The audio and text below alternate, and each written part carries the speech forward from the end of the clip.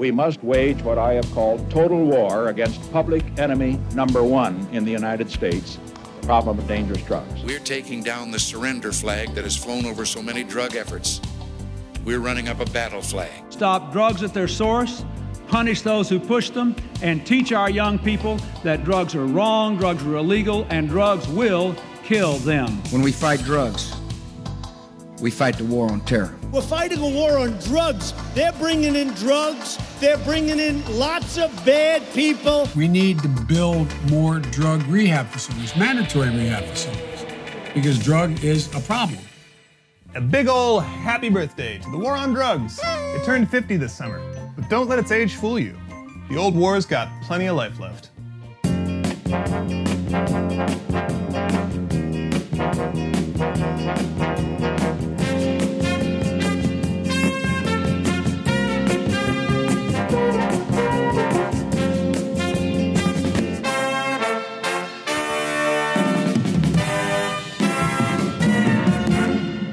This bong might look like any other bong, but it's special. I think of it as a promise bong, a bond bong, a bong of future past. It's signed by one of the most powerful Democrats in Washington, D.C., Senate Majority Leader Chuck Schumer. 3 years ago, our former D.C. bureau chief got Chuck to slap his John Hancock on this glass piece when he came out in favor of federally decriminalizing marijuana. Let's do it here, right? Yes. Right on the... There we go. Thank you. We've still got the bong, Chuck. And weed is still a big old federal crime. The war on drugs has really been a war on people, particularly people of color. Schumer's one of the latest politicians to admit the war on drugs has been a losing battle. Despite the estimated $1 trillion price tag, including over $1 billion spent crafting top-notch after-school ads like this.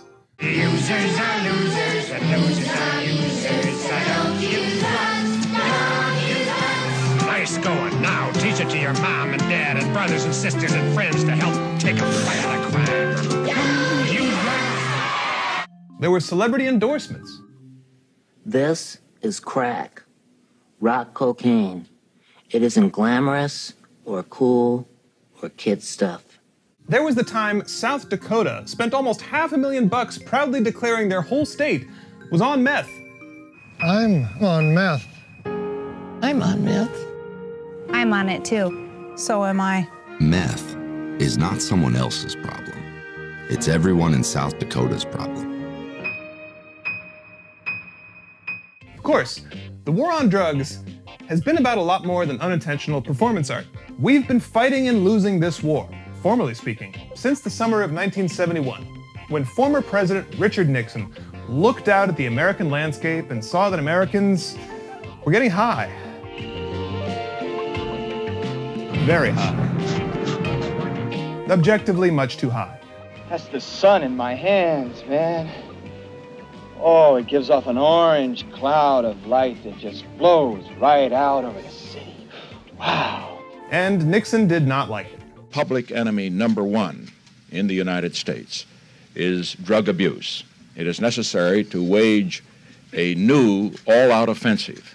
If we're going to have a successful offensive, we need more money. Wait. Stop. You see that guy? That is John Ehrlichman, Nixon's domestic advisor and soon-to-be imprisoned Watergate co-conspirator. Decades later, Ehrlichman would be quoted giving a devastating rationale for launching the war on drugs, saying it was all about Nixon's enemies, including those who opposed another war in Vietnam. We knew we couldn't make it illegal to be either against the war or black, but by getting the public to associate the hippies with marijuana and blacks with heroin, and then criminalizing both heavily, we could disrupt those communities and vilify them night after night on the evening news. Now, I should add that Ehrlichman's former colleagues said this didn't sound like the Ehrlichman they knew, and that maybe he was being sarcastic. Though, with the amount of times sarcasm has been used as a defense for a truly terrible take, I guess we'll never know. But if Ehrlichman's comment had been a cold-eyed mission statement for the drug war over the next 5 decades, it wouldn't have been far off the bullseye. Because the war on drugs has been a civil war, waged by the authorities against their own least privileged citizens. Before Nixon's big speech, the male incarceration rate had been pretty flat for decades. Afterwards, it doubled, and then doubled again. That screwed over Black and Hispanic Americans most. Because even though they use drugs at about the same rate, Black people are almost 6 times as likely to have been incarcerated on drug charges as whites. And of course, it wasn't just a war in America. Internationally, the drug war has involved handing out vast fortunes to the worst people on earth and then spending another fortune jetting off to fight them. Some really awesome dudes, like the cartels, Los Zetas, Pablo Escobar, El Chapo, and these guys, the Taliban, a group that earned as much as $400 million from Afghanistan's opium and heroin trade between 2018 and 2019. The US military has estimated that drugs accounted for as much as 60% of the Taliban's income, which is one reason they were able to keep fighting the US for 20 years and are now running Afghanistan. That's the twisted logic. One brutal, unwinnable war props up another. The war on drugs may be an expensive debacle, but on the other hand, it's also been an abject failure in the goals it was supposed to achieve.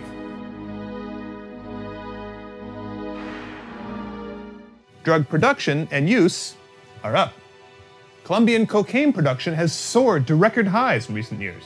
Also at record highs, deaths from drug overdoses in the US, which rose above 93,000 in 2020.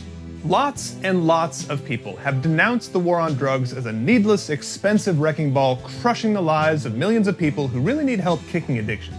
We need to rethink the so-called war on drugs. And what we're dealing with most people here is an addiction, an illness that needs to be treated as such. In far too many cases, the punishment simply does not fit the crime. I don't know whether there have been any very effective tools used in the war on drugs. And now would you applaud if you're feeling disgruntled with the war on drugs?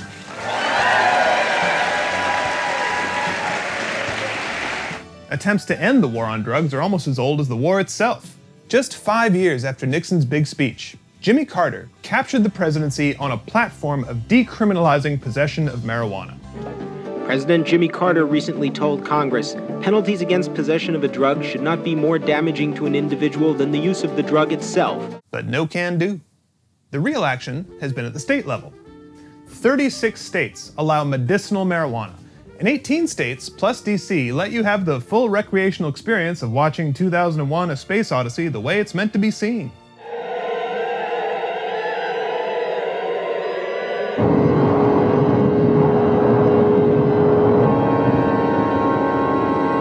A few places are going beyond weed.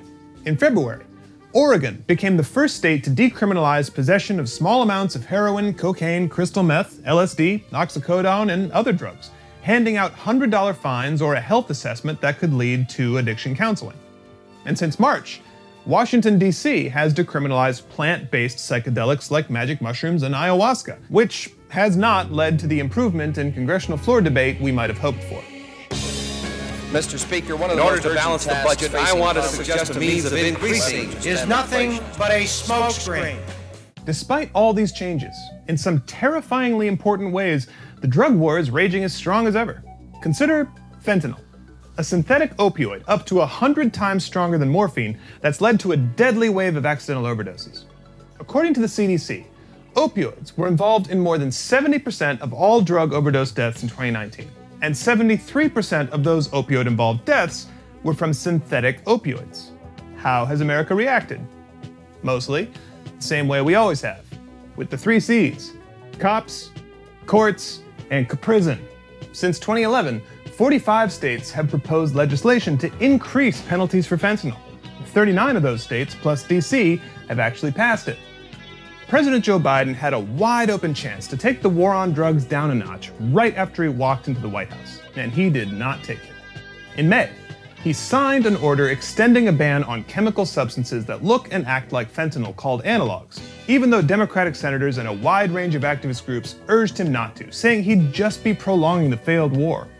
The drug war still has wartime funding.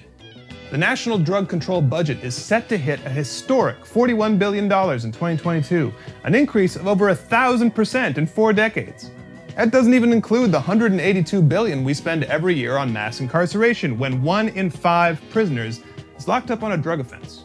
Police still make over 1 million arrests per year for drug possession. In 2019, that included more than 500,000 for possession of marijuana, more than the number of people arrested for violent crime. But perhaps the most striking example of how the war on drugs is really rich guy on poor guy class warfare is how possession of weed is still a crime in California for one special class of people: prisoners. 5 men convicted of having marijuana in prison in California went to court to argue, hey, this is dumb. Our state voted to decriminalize possession of up to an ounce of cannabis in 2016. In August, California's Supreme Court ruled, nope, that doesn't apply to you guys. Or take Washington, D.C., where possession of a small amount of pot is legal. 84% of those who still get arrested for weed-related crimes, like smoking in public, are black, even though they're only 44% of the city's population. Around the country, same picture. Black people are more likely to be arrested for marijuana possession in every state, including those that have legalized marijuana. Now, there's little question that public opinion about weed has changed dramatically. A recent poll showed that over 90% of American adults favor some form of decriminalization.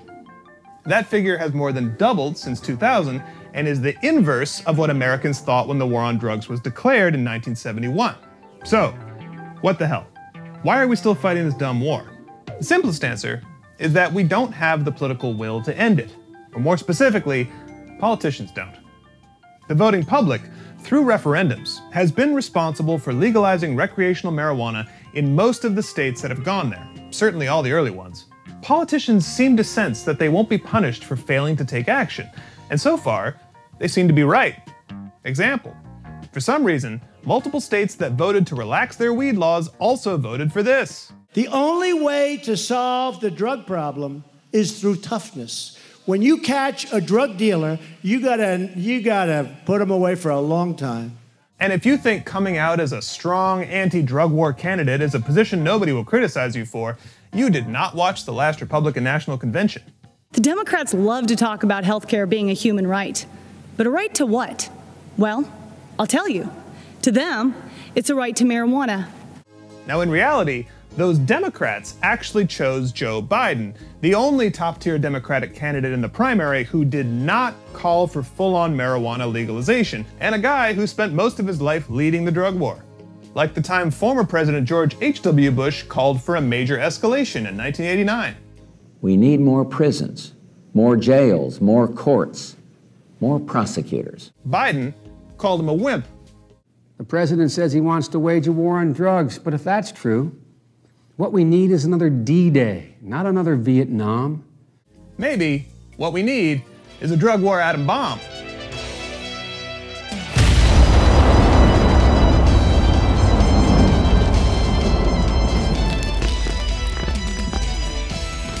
The fact that he's now the president goes to show how voters, which unfortunately means us, haven't insisted politicians prioritize this issue. Or, as Biden's former boss put it, nobody ever lost an election because they were too tough on crime. Stopping the drug war is like kicking a terrible, self-destructive habit. Everyone knows we should, but old habits die hard. And that brings us back to Washington, D.C., where, as the drug war turned 50 during hot vax summer, you heard people talk about doing things differently and saw them continue failing to do so. The House passed a weed decriminalization bill for the first time ever, and friend of the show, Chuck Schumer, was at it again.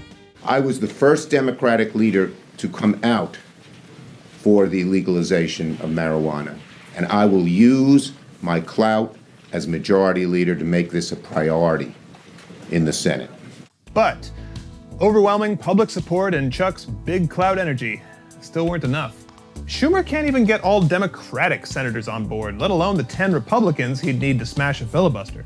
And when you consider that those members of Congress still support lengthy sentences for weed in 2021, just think of what it'll take before those guys support addiction treatment and counseling over prison for somebody busted with a few grams of heroin, meth, or cocaine. That's why, here at the Couch Report, here's our pledge. We're not gonna rip this federal promise bong until it's fully legal to do so. Here's hoping that doesn't take another 50 years.